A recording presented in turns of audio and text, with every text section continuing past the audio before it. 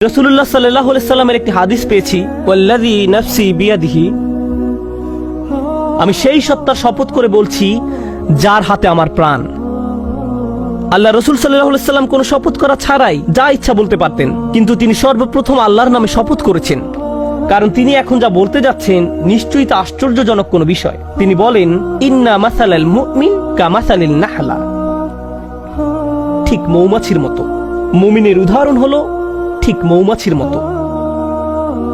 আমি বসে থেকে ভাবলাম, সুবহানাল্লাহ, আল্লাহ প্রথমে আমাদের বলছেন তিনি মৌমাছির প্রতি ওহী প্রেরণ করেন, আর এখন রাসূলুল্লাহ সাল্লাল্লাহু আলাইহি সাল্লাম বলছেন তুমি যদি মুমিন হতে চাও তাহলে ঠিক মৌমাছির মতো হও।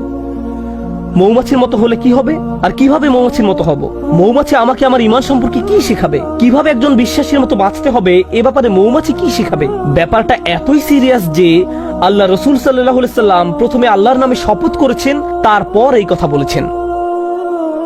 তো তিনি আমাদের কিছু কথা বললেন যার প্রতি আমাদের মনোযোগ দেওয়া প্রয়োজন, কিন্তু আমি চাই রাসূলুল্লাহ সাল্লাল্লাহু আলাইহি সাল্লাম কি বলেছেন আপনারা তার প্রতি মনোযোগ প্রদান করুন। তিনি বলেন, আকালাত তাইয়িবান, এটি ভালো জিনিস খায়, এটি ভালো এবং খাঁটি জিনিস খায়। মৌমাছি উত্তম ফুলের নিকট যায়, এটি এমন কোন ফুলের নিকট থেকে নেয় না যেটি অপরিপক্ক, নষ্ট।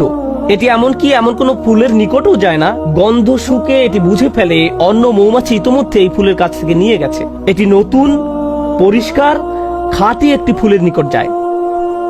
এটি শুধু সেই ধরনের ফুলের নিকট যায়। আমাদের ঈমানের প্রথম যে ব্যাপারটি এখানে হাইলাইট করা হয়েছে তা হলো যে রিজিকের আমরা সন্ধানে বেরিয়ে পড়ি, শুধু যে খাদ্য আহার করি তাই নয়, বরং যে রিজিকের পিছনে ছুটি, যে চাকরি আপনি পাবেন, যে ব্যবসা আপনি শুরু করবেন, যে টাকা আপনি কামাবেন এবং যে খাদ্য আপনি আহার করবেন, সব কিছুতে খাঁটি জিনিসের সন্ধান করুন। এমন জিনিসের অনুসন্ধান করুন যা খাঁটি, যা পবিত্র। সর্বোত্তম জিনিসের খোঁজ করুন। আর জানেন তো, মৌমাছি সবচেয়ে ভালো ফুল না পাওয়া পর্যন্ত খুঁজতে থাকে। তাই আমাদেরও সেরাটা অর্জন করতে হবে। ফালিয়ুকিনহু, একজন মুমিনের দৃষ্টিভঙ্গি এমনই, তার উচিত দক্ষতা অর্জন করা। আপনাদের সবাই যখন কিছু করবেন তাতে দক্ষতা অর্জন করুন। আপনার উচিত সেরা হওয়া, এটাই মৌমাছি করে। সে সেরা ফুলের সন্ধানে থাকে, এটাই মৌমাছি করে। এটাই প্রথম শিক্ষা। তারপর তিনি বলেন, অওয়াদাআ তাইয়িবান, এটি উত্তম উপায়ে বসে। যেভাবে এটি ফুলের উপর বসে তা খুব সুন্দর। ব্যাপারটা ভালো এবং খাঁটি। আর আপনাকে এ সম্পর্কে গবেষণা করতে হবে। মৌমাছি নিয়ে গবেষণা না করলে তো এটা আপনি জানতে পারবেন না।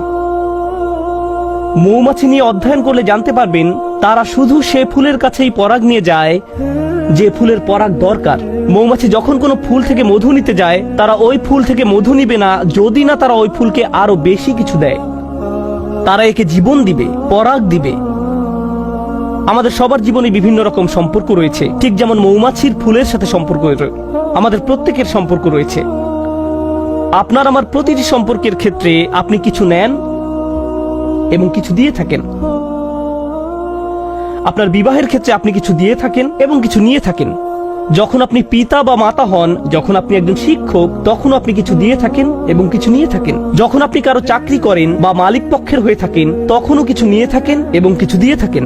কিন্তু মৌমাছি যা কিছু নেয় তার চেয়ে অনেক বেশি দিয়ে থাকে। এটি নেওয়ার চেয়ে দেয় অনেক বেশি। আর যা প্রদান করে তা গ্রহীতার জীবনকে উন্নত করে। আর যা নিয়ে যায় তা গ্রহীতার কোনো ক্ষতি করে না। এটি ফুল থেকে যা নেয় তা ফুলের কোনো ক্ষতি করে না। ওয়াদাআ তাইয়িবান, এটি ফুলের উপর পা গুলো রাখে খুব সুন্দর করে। প্রসঙ্গত, ফুলের খুব কোমল জায়গায় মৌমাছিকে বসতে হয়। ফুলের তুলনায় মৌমাছি ভারী একটা জীব। যদি সে তার সম্পূর্ণ ওজন ফুলের ওই কোমল জায়গায় রাখে তাহলে এটি ভেঙে যেতে পারে। তাই এটি ভাসতে থাকে, পুরো ওজন ফুলের উপর রাখে না। এটি পাখাগুলোকে ঝাপটাতে থাকে যেন সম্পূর্ণ ওজন ফুলের উপর না রাখতে হয়। আমরা এখান থেকে কি শিখছি? আপনার একটি সম্পর্ক আছে, কিন্তু আপনি শুধু দাবি করতে থাকেন, চাইতে থাকেন। তারপর এক সময় আপনার প্রিয় বন্ধু, আপনার কর্মচারী, আপনার স্বামী বা স্ত্রী, তাদের ধৈর্যের বাঁধ ভেঙে যায়। আপনার কিছু জিনিস দরকার, হ্যাঁ আমি একমত, কিন্তু অতিরিক্ত নিতে যাবেন না। তাদেরকে এমন চাপে ফেলবেন না যে তারা ভেঙে পড়বে। আর যদি কিছু চান তাহলে বেশি করে প্রদান করুন। তার জন্য কিছু নিয়ে আসুন, তারপর দাবি করুন। আর যখন চাইবেন কম করে চান, জাস্ট যতটুকু দরকার, যতটুকু প্রয়োজন। তাহলে ওয়াদাআ তাইয়িবান, আচ্ছা এটা সুন্দরভাবে বসে, ভালো একটি জায়গা খুঁজে নিয়ে বসে, এটা সুন্দরভাবে আহার করে। এর আরেকটি উপকার হলো যদি অন্য কোনো মৌচাকের মৌমাছি পাশ দিয়ে অতিক্রম করে এবং দেখে যে একটি মৌমাছি এই ফুল থেকে আহার করছে, তখন সে এখানে এসে কোনো ঝামেলা বাঁধায় না। কারণ যদি দুইটি আলাদা মৌচাকের মৌমাছি একটি ফুলের উপর গিয়ে বসে, তখন ফুলের ক্ষতি হয়ে যায়, এর আর পরাগায়ন হয় না, ফুলটি এর ফলে মারা যায়। তাই মৌমাছি ব্যাপারটা বুঝতে পারে, সে জানে যে এই ফুলের সাথে ওই মৌচাকের সম্পর্ক গড়ে উঠেছে, আমার আর এর কাছে যাওয়া উচিত নয়, এবং গন্ধ শুঁকে বুঝতে পারে। এরপর সে অন্য আরেকটি ফুলের নিকট যায় যাকে স্পর্শ করা হয়নি এখনো। আর আমরা কি করি? কেউ একটা দোকান খুললো, আরেকজন দেখে ভাবলো ভালো ব্যবসা, আমারও ঠিক একই রকম একটা দোকান দিতে হবে রাস্তার ওই পাশে, আর ওই লোকের সব কাস্টমার নিয়ে যায়। যখনই কোনো কাস্টমার ওই ব্যক্তির দোকানে যেতে নেয়, এই ভাই এদিকে আসেন, আপনাকে একটা জিনিস দেখাই। আমরা কি করি? আরো শত শত জায়গা আছে যেখানে আমি দোকান দিতে পারি। আল্লাহ রিজিক প্রশস্ত, আমাকে তার প্লেটের ভাত নিজের প্লেটে তুলে নিতে হবে না, কিন্তু এটাই আমরা করি। মানুষ এমন কৃপণের কৃপণ। আমি এমন মুসলিম চাকরিজীবীর কথা জানি যারা অনেক টাকা কামায়, আমি এমন ডাক্তারদের কথা জানি যারা যথেষ্ট টাকা আয় করে, তারপর হয়তো কোনো মেডিকেল কলেজের ছাত্র যে হাসপাতালে ইন্টার্নশিপ খুঁজছে, আর এই ডাক্তার তার জন্য সুপারিশ করে না, কারণ হয়তো 5 বছর পরে সে আমার চেয়ে বেশি আয় করবে। আমি এটা চাই না। এভাবে আমরা একে অন্যকে সাহায্য করতে চাই না।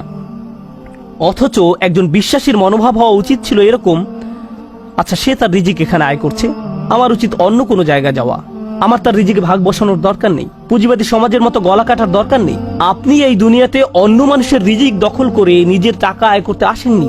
আমি শুধু আমার লাভ বুঝি, আমি এছাড়া অন্য কিছু বুঝি না। সুবহানাল্লাহ। আর নবী সাল্লাল্লাহু আলাইহি সাল্লাম বলেন, ওয়াকাআত ফালাম তাকসির, এটা বসে কিন্তু ভেঙে ফেলে না, এটা দাবি করে এবং নিজেরটা নেয় কিন্তু ভাঙে না, এটা নেয় সর্বোত্তম পন্থায়। আহার করার কি এক মহৎ পন্থা, বাঁচার কি এক মহৎ পন্থা। আমাদের ক্ষেত্রে ব্যাপারটা শুধু টাকার সাথে জড়িত নয়, সম্পর্কের ক্ষেত্রেও এমনটা ঘটে।